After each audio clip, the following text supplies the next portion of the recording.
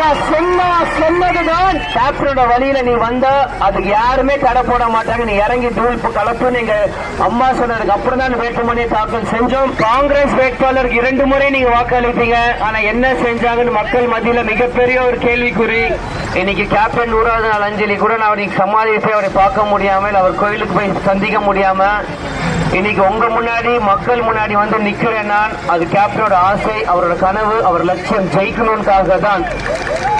இன்னைக்கு விஜய பிரபாகர் உங்க முன்னாடி வந்து நிக்கிறேன்னா என்னோட கனவு ஆசை எல்லாமே ஒதுக்கி வச்சு இந்த மக்களுக்காக, இந்த கட்சி தொண்டர்களுக்காக, அவங்க நம்பிக்கைக்காக இன்னைக்கு வேட்பாளராக விருதுநகர் தொகுதிக்கு வந்து நிக்கிறேன்.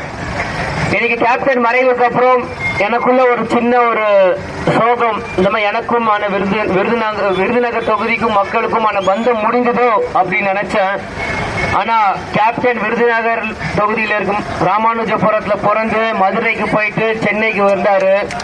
நான் வந்து சென்னையில பிறந்து மதுரைக்கு வந்து இன்னைக்கு விருதுநகர் வேட்பாளர் வந்து உங்க முன்னாடி நிக்கிறேன். நமக்கான பந்தம் என்னைக்குமே குறையாது, நமக்கான பந்தம் என்னைக்குமே முடியாதுன்னு இதுல இருந்து நான் புரிஞ்சுக்கினேன்.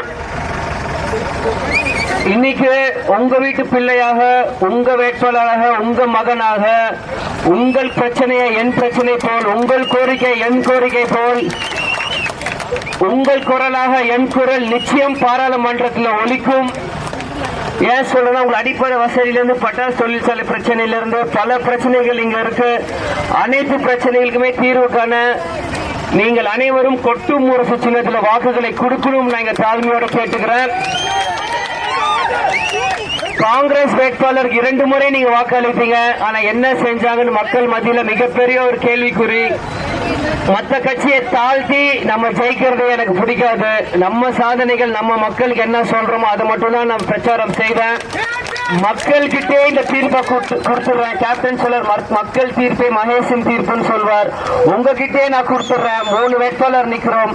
ஒரு இளைஞனா, ஒரு துடிப்புள்ளவனா, ஒரு சாதிக்கணும் வெறி உள்ள ஒரு இளைஞனா விஜய பிரபாகர் முன்னாடி நிக்கிறேன்.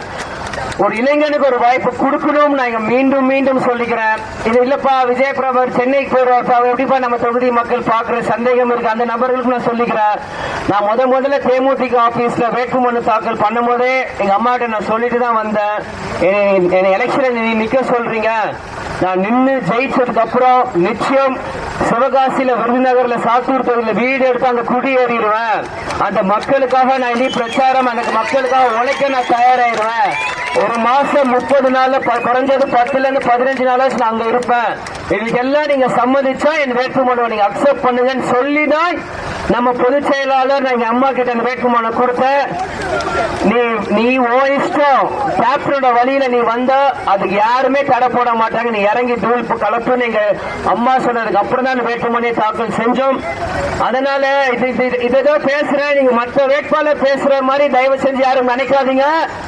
ஏன் இதை சொல்றேன்னா, துளசி கூட வாசம் மாறும், ஆனா துளசிக்குள்ள வார்த்தை மாற மாட்டா.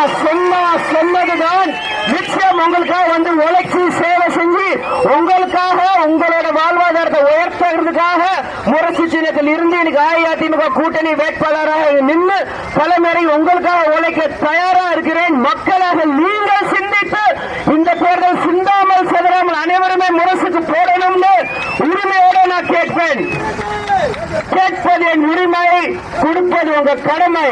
பெருமையை சொல்றேன், கேட்பது என் உரிமை, கொடுப்பது உங்கள் கடமை. அதனால எல்லாருமே உங்க வாக்குகளை மறைந்து இருந்த திமுக நண்பர்களுக்கும் சொல்லிக்கிறேன், காங்கிரஸ் நண்பர்களும், பாஜக அனைத்து கட்சி நண்பர்களும் சொல்லிக்கிறேன். நீங்களும் சரி, எல்லாரும் சரி, இந்த ஒரு முறை அனைவரும் உங்கள் வாக்குகளை சிந்தாமல் செதறாமல் முரசு சின்னத்தில் கொடுக்கணும் நான் தாழ்மையோட கேட்டுக்கிறேன்.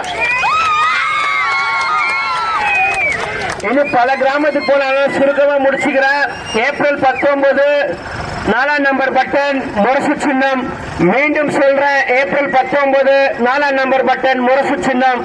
மறுபடியும் சொல்றேன், ஏப்ரல் 19 4ஆம் நம்பர் பட்டன் முரசு சின்னத்தில் ஒரு குத்து. அடுத்த 5 வருஷம் உங்க வாழ்க்கையை கெட்டாக நாங்க பார்த்துக்க தயாரா இருக்கிறோம்.